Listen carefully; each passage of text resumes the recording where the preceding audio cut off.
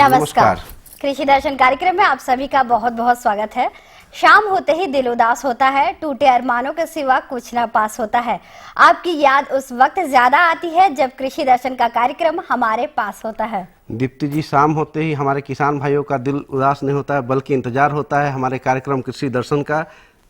तो इंतजार हम करेंगे नहीं, क्योंकि अब इंतजार की घड़ियां समाप्त हो चुकी है और अब शुरू हो चुका है कृषि दर्शन कार्यक्रम, जिसके अंतर्गत कार्यक्रम की शुरुआत करेंगे कृषि समाचार के साथ। इसके अंतर्गत हमारे किसान भाई जानकारी लेंगे खबरें खेती की, मंडी भाव की, साथ ही मौसम की जानकारी। तो किसान भाइयों, देर किस बात की, चलिए कार्यक्रम की शुरुआत करते हैं कृषि समाचार के साथ।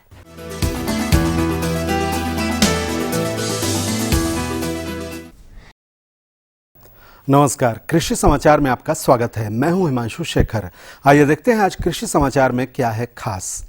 किसानों को सही समय और 50% अनुदान पर मिलेंगे धान के बीज। अनाजों के सुरक्षित भंडारण के लिए राज्य भर में बनवाए जा रहे हैं उच्च क्षमता के गोदाम। मेड़ निर्माण के साथ उस पर बुआई दोनों कार्य एक साथ करता है उपकरण रेज बेड प्लांटर। किसानों को उचित एवं सही समय पर धान के बीज उपलब्ध हों ताकि वे सारे कृषि कार्य समय पर संपादित कर सकें। इसके लिए कृषि विभाग झारखंड राज्य में बीज विनिमय योजना चला रही है। इस योजना के अंतर्गत किसानों को 50% अनुदान पर बीज दिया जाएगा। किसानों को सही समय पर बीज उपलब्ध कराने हेतु बीज विनिमय की योजना वो चालू की गई है और इसके अंतर्गत अब तक हमारे ज़िले के लिए 2250 क्विंटल धान, जिसमें MTU 10-10 और IR 64 धान, ये दो का आपूर्ति आदेश निर्गत कर दिया गया है। अगले 10 दिन के अंदर ये धान हमारे सभी लैंप्स में पहुंच जाएगा और जो 50% अनुदान पर किसानों के बीच उपलब्ध कराया जाएगा। राज्य में चलाई जा रही कृषि विकास योजनाओं के फलस्वरूप राज्य में अनाजों के उत्पादन में बढ़ोतरी हुई है तथा आने वाले समय में और बढ़ोतरी की संभावना है। उत्पादित अनाजों के सुरक्षित भंडारण के लिए राज्य के सभी जिलों में 6000 मीट्रिक टन क्षमता का एक और 1000 मीट्रिक टन क्षमता के 2 गोदाम बनवाने की योजना है। साथ ही जिलों के प्रत्येक प्रखंडों में भी 100 मीट्रिक टन क्षमता के 2 गोदाम बनवाए जाएंगे।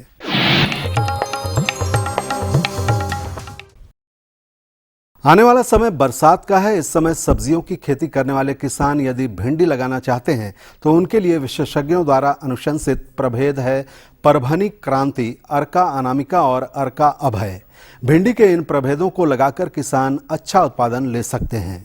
बरसात में हमारे झारखंड प्रदेश में सब्जियों की खेती बहुतायत होती है, जिसमें भिंडी मुख्य तौर पर उपजाई जाती है। भिंडी की फसल से अच्छा उत्पादन लेने के लिए झारखंड के वातावरण को ध्यान में रखते हुए विशेषज्ञों ने भिंडी के उन्नत प्रभेद परभनी क्रांति, अर्का अनामिका और अर्का अभय नामक किस्मों के लगाने की अनुशंसा की है।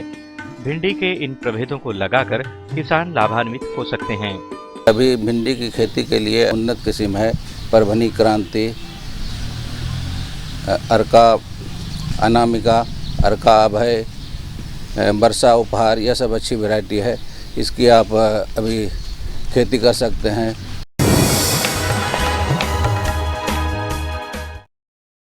बरसात के शुरुआत में नए घास अधिक मात्रा में निकलते हैं, जिससे अधिक मात्रा में खा लेने से मवेशी बीमार पड़ सकते हैं। बरसात के मौसम में पशुओं के खान पान क्या क्या सावधानी बरतें, बता रहे हैं हमारे विशेषज्ञ। किसान भाई, अब जैसे है कि ग्रीष्म ऋतु अब ख़त्म होने पे है और वर्षा ऋतु शुरू होगी। इस वर्षा ऋतु में जैसे जो नई घास निकलती है उसे पशुओं को उचित मात्रा में ही दिया जाना चाहिए, अन्यथा अधिक खा जाने से वो पशु को दस्त हो जाता है। तो दस्त नहीं हो और अनपच नहीं हो, पेट नहीं फूले, तो इसमें हमारे किसान भाइयों को ध्यान रखना चाहिए कि जो नया हरा घास निकलता है पशु को बहुत अधिक नहीं खाने दें।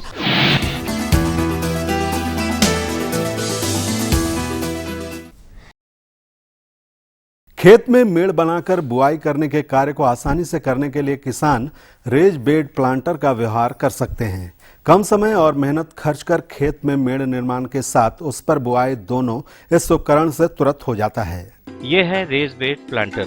इस उपकरण के आगे लगा फोरो खेत से मिट्टी उठाकर मेड़ का निर्माण करता है। और उपकरण के पीछे लगा छेपर मेड़ को सुडौल बनाता चलता है। साथ ही इसमें लगा प्लांटर उस मेड़ पर बिचड़ों की रोपाई करता चलता है। इस प्रकार यह उपकरण मेड़ निर्माण के साथ उस पर बिचड़ों की बुआई कार्य को एक साथ करता है। इस उपकरण को बिरसा कृषि विश्वविद्यालय के अभियंत्रण विभाग से प्राप्त किया जा सकता है। और अब मंडी भाव में आइए नजर डालते हैं अनाजों के भाव पर। आज राज्य की प्रमुख खाद्यान्न मंडियों में अनाजों के भावों को लेकर कमोबेश थोड़ी तेजी दिखी। साथ ही तेजी का असर सब्जी मंडियों में भी रहा। हरी सब्जियों के मूल्य बढ़े दिखे। बाजारविदों के अनुसार ये तेजी अभी और बढ़ने की संभावना है। आज बिके कुछ खास अनाजों के भावों को देखें तो वे इस प्रकार रहे। चावल मध्यम न्यूनतम 2000 रुपए से लेकर अधिकतम 2150 रुपए। गेहूं न्यूनतम 1500 रुपए से लेकर अधिकतम 1600 रुपए। दाल अरहर न्यूनतम 5950 रुपए से लेकर अधिकतम 7100 रुपए। आलू न्यूनतम 1100 रुपए से लेकर अधिकतम 1300 रुपए तथा प्याज न्यूनतम 2000 रुपए से लेकर अधिकतम 2100 रुपए प्रति क्विंटल रहा। और अब एक नजर राज्य के 4 प्रमुख शहरों के मौसम के मिजाज पर। आज राज्य के 4 प्रमुख शहरों के तापमान इस प्रकार दर्ज किए गए। रांची अधिकतम 35 डिग्री सेल्सियस, न्यूनतम 24 डिग्री सेल्सियस। जमशेदपुर अधिकतम 39 डिग्री सेल्सियस, न्यूनतम 28 डिग्री सेल्सियस। धनबाद अधिकतम 37 डिग्री सेल्सियस, न्यूनतम 27 डिग्री सेल्सियस तथा हजारीबाग का तापमान अधिकतम 36 डिग्री सेल्सियस तथा न्यूनतम 25 डिग्री सेल्सियस रहा। कृषि समाचार में आज इतना ही। अगले दिन अगले अंक में फिर मुलाकात होगी कुछ ताजा तरीन खबरों के साथ। तब तक के लिए दीजिए इजाजत। नमस्कार, जोहार।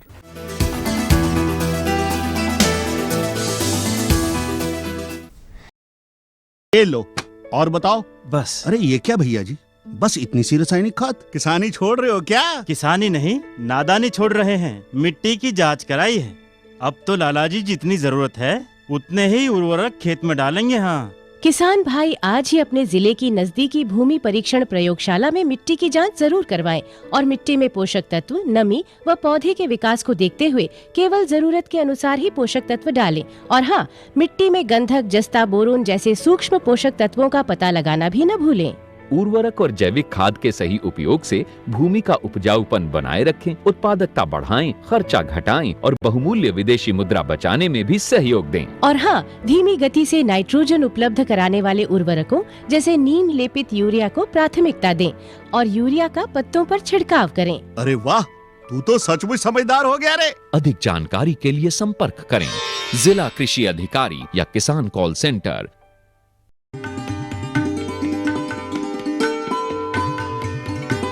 तो दीप्ति जी, अभी हमने खबरें खेती की देखी, और क्या खास है आज के कार्यक्रम में हमारे किसान भाइयों के लिए?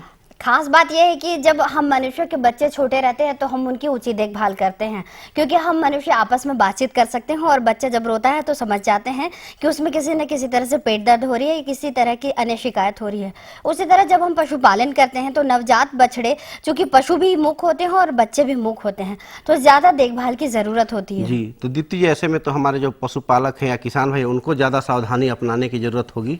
बिल्कुल। तो किसान भाई बंधु, जब आपके नवजात बछड़े हो चुके हैं तो नवजात बछड़ों की देखभाल के लिए ज्यादा से ज्यादा उन्हें आहार ना देकर सही और संतुलित आहार दीजिए। इसके साथ आवास प्रबंधन भी सही तरीके से करेंगे तो बहुत सारा लाभ आपको प्राप्त हो सकता है। जी किसान भाई, और जो बछड़े हैं वही भविष्य में आपके जो पशुधन के रूप में परिवर्तित होंगे, अतः जरूरी है कि आप इसकी उचित देखभाल करें।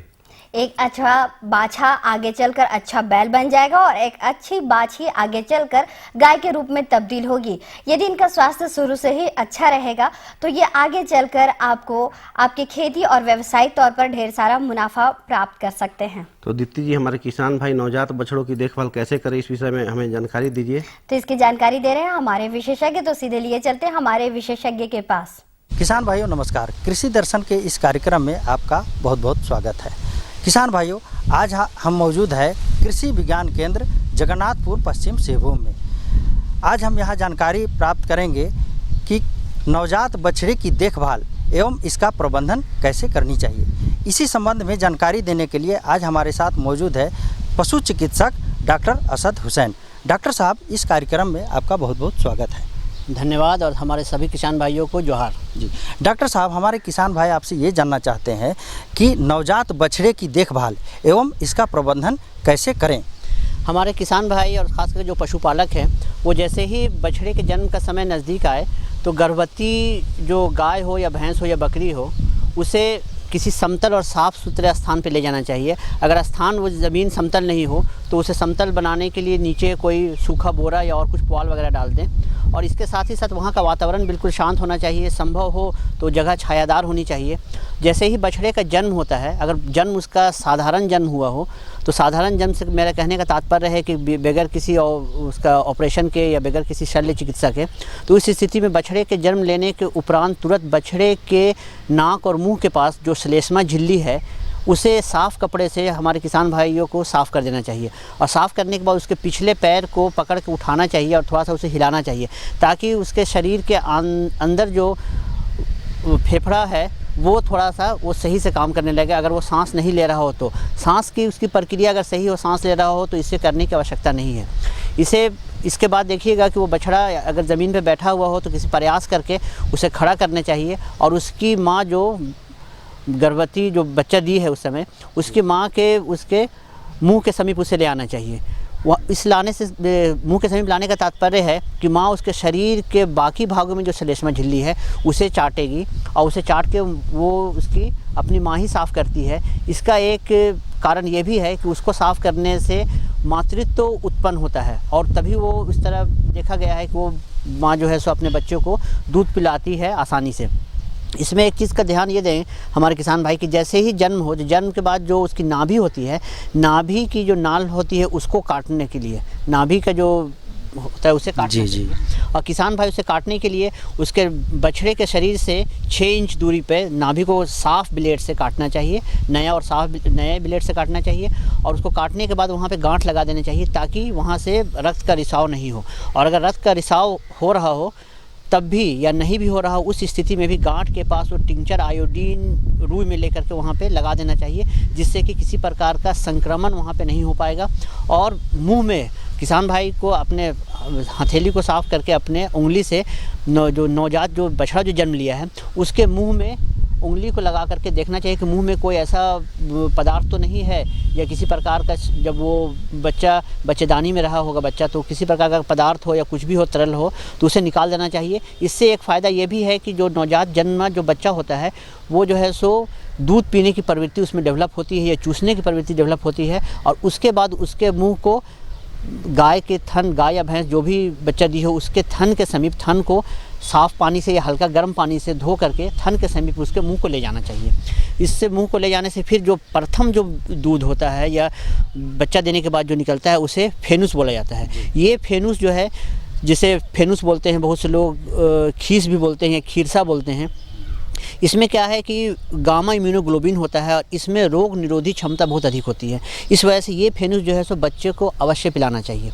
एक चीज़ मैं किसान भाइयों को ये भी बताना चाहूँगा कि ये फेनुस की कितनी मात्रा दी जानी चाहिए। साधारण जो बच्चा जो जन्म लेता है उसका औसत शारीरिक वजन जो है वो 25 किलो का होता है। तो फेनुस पहले 2-3 दिनों तक जो फेनुस दिया जाना चाहिए उसकी मात्रा उसके शारीरिक वजन का 1/10 भाग अर्थात 2.5 किलो होना चाहिए। तो सुबह शाम मिला करके उसे 2.5 किलो फेनुस दिया जाए 2 से 3 दिन तक। उसके बाद दूध अपनी मात्रा में आ जाता है, दूध के रूप में वो फेनुस आ जाता है। तो दूध की मात्रा भी प्रारंभिक 15 दिनों तक वही होनी चाहिए।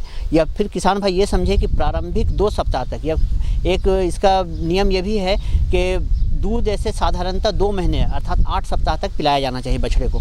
तो प्रारंभिक 2 सप्ताह तक दूध की मात्रा शरीर के वजन का 1/10 भाग देना चाहिए। फिर तीसरे, चौथे और 5वें सप्ताह में दूध की मात्रा शरीर के वजन का 1/15 भाग किया जाना चाहिए। इस बीच किसान भाई ये भी चीज़ ध्यान रखेंगे कि बछड़े का जैसे ही जन्म के बाद शरीर का भी विकास होता है। वो प्रतिदिन दूध पी रहा है या फेनुस पी रहा हो तो उसके शरीर का विकास के साथ साथ दूध की मात्रा उसी के हिसाब से दी जानी चाहिए। और 7वें और 8वें सप्ताह में उसके दूध की मात्रा जो शरीर के वजन का 1/20 भाग कर देना चाहिए। इस प्रकार हमारे किसान भाई देखेंगे कि दूध की जो संतुलित मात्रा देंगे तो उस स्थिति में क्या है कि बछड़े के शरीर का विकास भी सही होगा और किसी प्रकार बछड़े को दस्त भी नहीं होगा। किसी कारणवश अगर दूध पीने से बछड़े को दस्त होता हो तो 1-2 दिनों के लिए दूध की मात्रा थोड़ी कम कर देनी चाहिए। जी, बछड़ा जब बढ़ने लगे तो दूध के अतिरिक्त और क्या देनी चाहिए? जैसे किसान भाई को तो मैं बतलाया कि दूध की मात्रा तो 2 महीने तक दिया जाना चाहिए और जो शरीर के वजन के हिसाब से, और जैसे ही पहले महीने के अंतिम दिनों में काफ स्टार्टर एक कुछ 3-4 अवयव को मिला के बनता है, वो काफ स्टार्टर दिया जाना चाहिए और इच्छा अनुसार, ये काफ स्टार्टर इच्छा अनुसार दे, समझिए कि 29वें 30वें दिन पे दिया जाना चाहिए कि वो कितना खा पाता है। और साथ ही साथ उसे हरा चारा जो उपलब्ध हो, जिस समय भी बछड़े का वर्ष के जिस महीने में बछड़े का जन्म हुआ उस समय जो भी हरा चारा उपलब्ध हो उसकी मात्रा दी जानी चाहिए। और दूसरे महीने से दूध की मात्रा को थोड़े, दूसरे महीने का जैसे शुरुआत हो तो दूध की मात्रा को थोड़ा कम करते हुए और काफ स्टार्टर की मात्रा जो है इसे आधा केजी प्रतिदिन दिया जाना चाहिए। और जो हरा चारा है इसकी मात्रा 2 से 2.5 केजी दिया जाना चाहिए। उसके बाद जब ये चलेगा सिलसिला दूसरे महीने तक, उसके बाद ये तीसरे महीने से जो है सो काफ स्टार्टर की मात्रा को बढ़ा करके 1 केजी कर देना चाहिए। और हरा चारा की मात्रा अगर बछड़ा खा रहा हो उसे अपनी इच्छा से, तो उसकी मात्रा 2 से 2.5 केजी से बढ़ाकर कम से कम 4 से 5 केजी तक कर देनी चाहिए। जी, बछड़ा जब बढ़ने लगे तो क्या उसे कोई टीका भी दिया जाता है?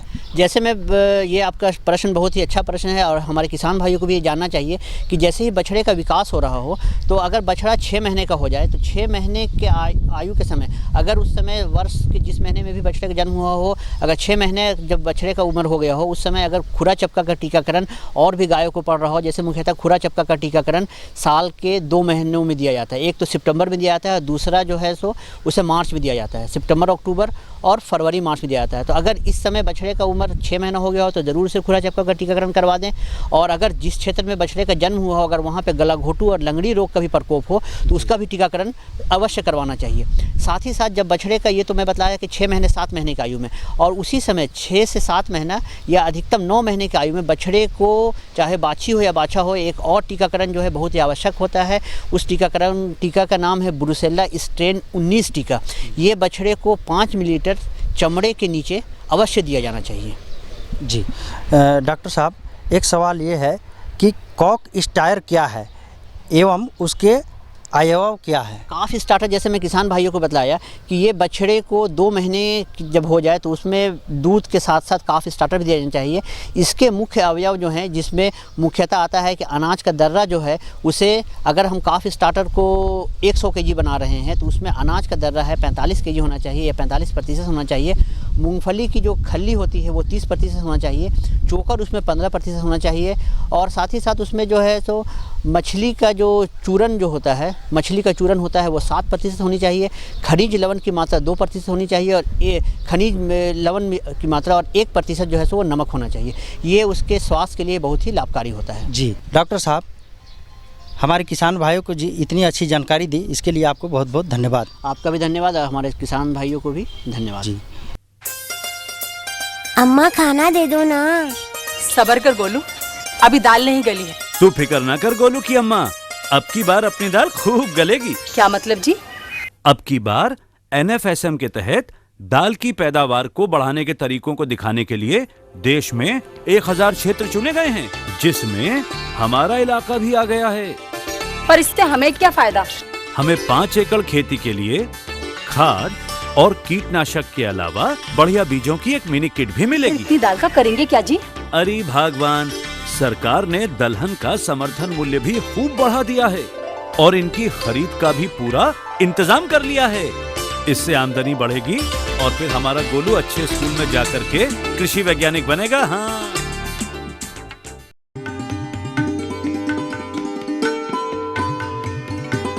दीप्ति जी हमारे जो विशेषज्ञ हैं बहुत अच्छी जानकारी दी नवजात बछड़ों की देखभाल कैसे करें। तो अभी जबकि खरीफ का मौसम है और धान गेहूं की खेती के साथ हम लोग सब्जियों की भी खेती करते हैं, खासकर खरीफ भिंडी की बात करके तो मुंह में पानी आ गया। भरवा भिंडी, भिंडी की भुजिया, भिंडी का चटपटा मसालेदार सब्जी, ये सब मुंह में तो पानी ले आता है। ये तो तब होगा ना जब हमारे किसान भाई ज़्यादा से ज़्यादा उत्पादन करेंगे और उनको भी इसका कुछ लाभ मिलेगा। बिल्कुल, तो उत्पादन अधिक से अधिक हो इसके लिए जरूरी है कि आप खरीफ भिंडी की उन्नत किस्मों का चुनाव करें। इसके साथ अपने खेतों की तैयारी के लिए उसके मिट्टी के pH बैलेंस की भी जांच करना ना भूलें। और इसकी समुचित देखभाल और खेती कैसे करें, इस विषय पर जानकारी दे रहे हैं हमारे विशेषज्ञ। तो किसान भाइयों, किस तरह से खरीफ भिंडी की खेती करेंगे, मिट्टी की तैयारियां कैसे होगी, खाद प्रबंधन क्या होगा, सिंचाई प्रणाली क्या होगी, इन तमाम बातों की चिंताएं अगर आपके पास है तो इन्हें करिए दरकिनार, क्योंकि कृषि दर्शन कार्यक्रम में अब हम आपको जानकारी देने वाले हैं कि खरीफ भिंडी की खेती आप कैसे करेंगे। और इसकी जानकारी दे रहे हैं हमारे विशेषज्ञ डॉक्टर नसीम। किसान भाइयों नमस्कार, कृषि दर्शन कार्यक्रम में आपका बहुत बहुत स्वागत है। किसान भाइयों, कृषि दर्शन की टीम आज कृषि विज्ञान केंद्र जगन्नाथपुर पश्चिम सिंहभूम में है और यहाँ हमारे साथ बातचीत करने के लिए हैं यहीं के वैज्ञानिक मोहम्मद नसीम जी। ये हमें जानकारी देंगे खरीफ भिंडी की वैज्ञानिक खेती कैसे की जाए। हाँ जी हाँ किसान भाइयों, ऐसा प्रतीक होता है कि ये खरीफ यानी कि बरसात के समय में लगाए जाने वाली भिंडी। आइए सबसे पहले इनका स्वागत करते हैं। नसीम जी, आपका हमारे कार्यक्रम में बहुत बहुत स्वागत है। आपका भी बहुत बहुत धन्यवाद। किसान भाइयों को मेरा नमस्कार और मैं आप लोगों को खरीफ भिंडी की खेती कैसे करेंगे इसकी जानकारी देना चाहूँगा। नसीम जी, सबसे पहले हमारे किसान भाइयों को बताइए कि खरीफ भिंडी की खेती किस समय की जाती है? खरीफ भिंडी की खेती बरसात में की जाती है और यह मई के आखिरी हफ्ता से जून तक लगाया जाता है। इसकी खेती करने के लिए आपको हल्की दोमट मिट्टी होनी चाहिए। ऐसे जैविक खाद से परिपूर्ण खेत होना चाहिए ताकि वहाँ और ऐसी व्यवस्था होनी चाहिए कि वर्षा जल का जमाव नहीं हो सके, जिससे क्या कहते हैं फसल आपको बर्बाद होने से बच सके। अभी जैसा कि आपने बताया कि खेत का चुनाव, साथ में खेत की तैयारी भी आपने लगभग बता दी। अब हमारे किसान भाइयों को बताइए कि खरीफ भिंडी की जो किस्में हैं वो कौन कौन से किस्मों का चुनाव करें हमारे किसान भाई, जिससे ज़्यादा से ज़्यादा उत्पादन ले सकें। खरीफ भिंडी में बहुत अच्छी अच्छी किस्में है, जैसे परभनी क्रांति है, पूसा A4 है, अर्का अनामिका है, अर्का अभय है, वर्षा उपहार है, एक शंकर वैरायटी झिलमिल है जो बहुत अच्छी पैदावार बरसात में उसकी होती है और यह कीट और रोग से व्याधियों से यह इसका प्रतिरोधक है। इसमें बहुत बरसात में कम बीमारी और कीट लगते हैं। इसकी पैदावार के लिए सबसे पहले आपको क्या कहते हैं बीज दर भिंडी में बरसात में 18 से 20 किलो प्रति हेक्टेयर लगता है और गर्मा में कम लगता है। गर्मा में 18 से 20 किलो और बरसात में 8 से 10 किलो बीज की मात्रा लगती है प्रति हेक्टेयर। और लगाने की दूरी है बरसात में 40 सेंटीमीटर कतार से कतार और बीज से बीज 20 सेंटीमीटर लगाने की अनुशंसा की जाती है। किसान भाइयों, आप क्या कहते हैं बीज खरीद कर और जितना एरिया में लगाना है उतना एरिया के लिए बीज आप खरीदिए और खरीदने के बाद उसको बीज उपचारित कर लीजिए। अगर वो उपचारित नहीं है तो बीज उपचार करना ज़रूरी है। थीरम है या बेबेस्टिन है, उससे बीज उपचार करना है। इसके बाद आप खेत की तैयारी कीजिए और खेत की तैयारी करने के लिए आप 2-3 मरतबा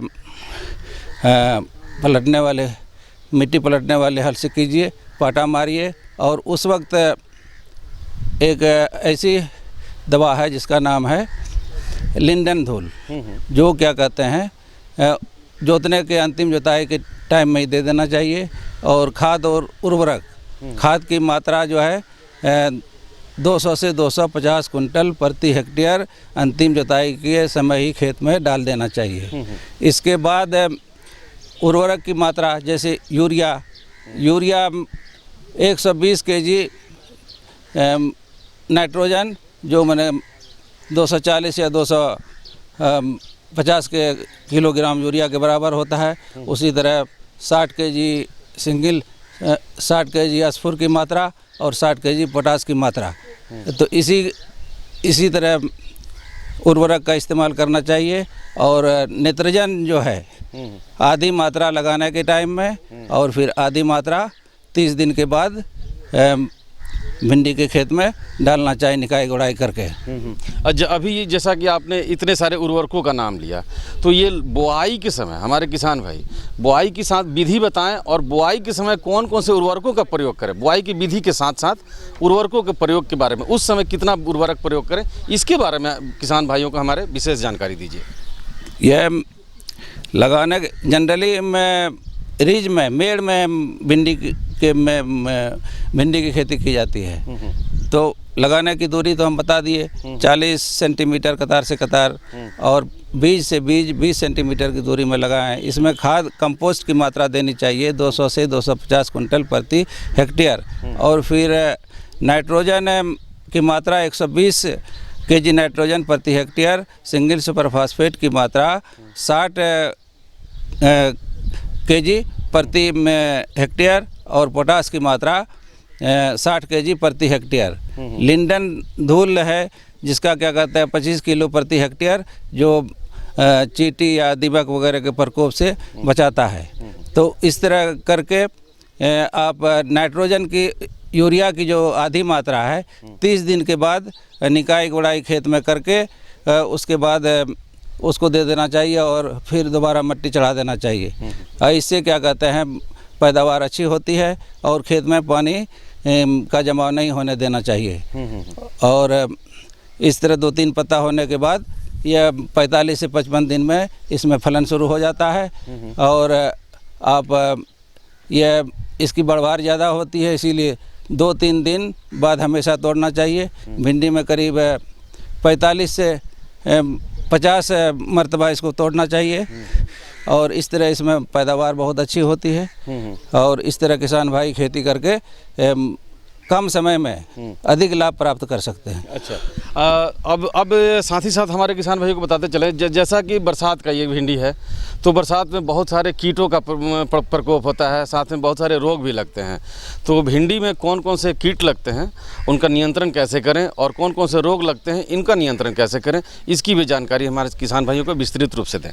किसी भी खेती के लिए पौध संरक्षण बहुत ज़रूरी है। पौधा का संरक्षण आप नहीं करते हैं तो आपका फसल बर्बाद हो जाता है। तो इसमें भिंडी में खास तौर से फुरा या तना छेदक कीट लगता है, और एक मजाक लगता है, मजाक वायरस है वो लगता है, और फिर रस चूसक कीट है।